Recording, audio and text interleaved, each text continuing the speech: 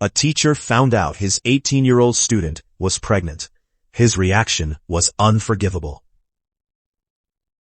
Some teachers lose their temper. This one said things an 18-year-old will never forget. Gregory Hale taught high school science at a school board in Michigan, more than 2 decades in the job. The kind of veteran parents assume they can trust. Then one of his students told him she was pregnant. What he said back to her wasn't said in a flash of anger, or only once, or by accident. It was cruel, deliberate, and it would eventually land him in front of a teacher's disciplinary board. And the pregnant student wasn't even the only one he hurt. On paper, Hale was exactly who you'd want teaching your kid. Certified back in the early 1990s, he'd spent more than 20 years in the same school system, long enough that colleagues knew him. Administrators trusted him, and a complaint against him met a wall of surely not. That seniority is part of why it took so long for anyone to act. A teacher with that much time logged gets the benefit of the doubt, and Hale used it. Behind the classroom door, the man his students actually got was nothing like the resume. One of Hale's students, an 18-year-old, was pregnant. When he found out, he didn't offer support. He attacked. According to the disciplinary record, Hale told her that her baby would cost him money as a taxpayer. He told her that if she'd listened to him, she would have had it taken out. He called her a crude, demeaning name. This wasn't a heated exchange that got away from him. It was an adult in a position of authority telling a teenager to her face that her pregnancy was a burden on him and a mistake she should have ended. He wasn't finished. Hale told the pregnant teen he felt sorry for her, not out of kindness, but because, in his words, her child was going to grow up in a world of violence. Sit with what that means. A teacher looked an expectant 18-year-old in the eye and told her the baby she was carrying was doomed.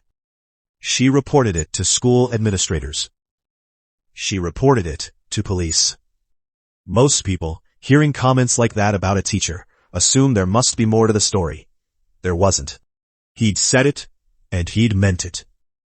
After the complaints, Hale was moved to a different school, a clean slate, a chance to prove the first incident was a one-off. He proved the opposite. At the new school, students described a teacher who treated them with open contempt, yelling, swearing, telling kids to shut up. His classroom, witnesses said, was chaotic. He didn't follow the basic protocols teachers are trained to use. And he got into regular, verbal sparring matches with the students he was supposed to be teaching. The pattern that started at one school simply restarted at the next.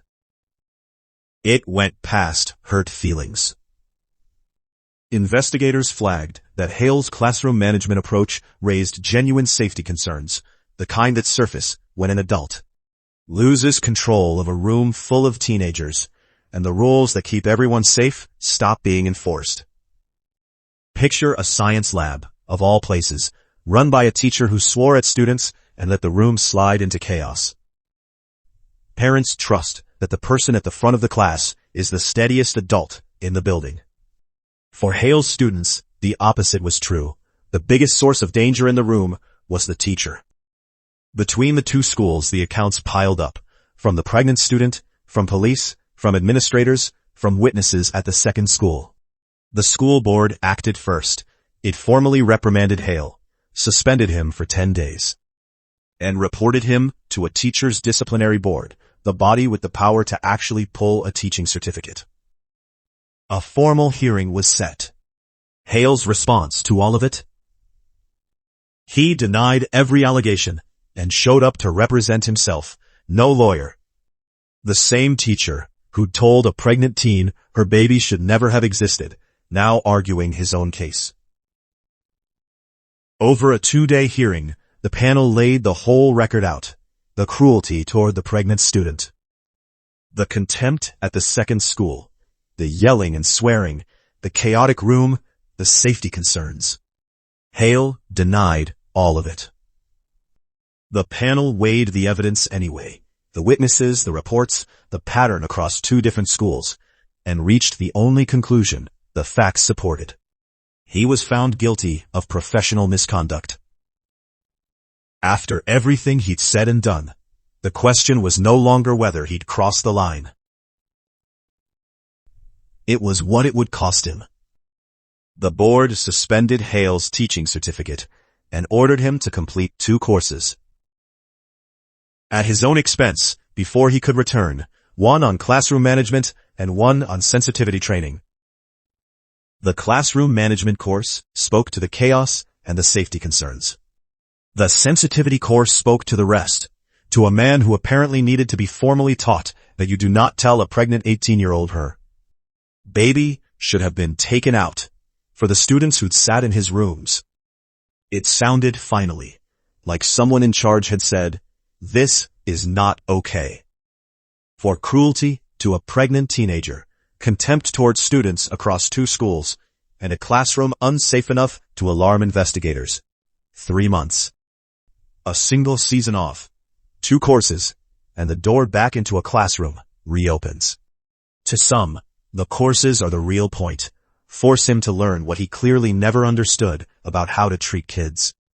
To others, 3 months for telling a pregnant 18-year-old her baby should never have been born feels impossibly light. What isn't in dispute is which of them will remember it longer. 3 months and 2 courses, fair or far too easy?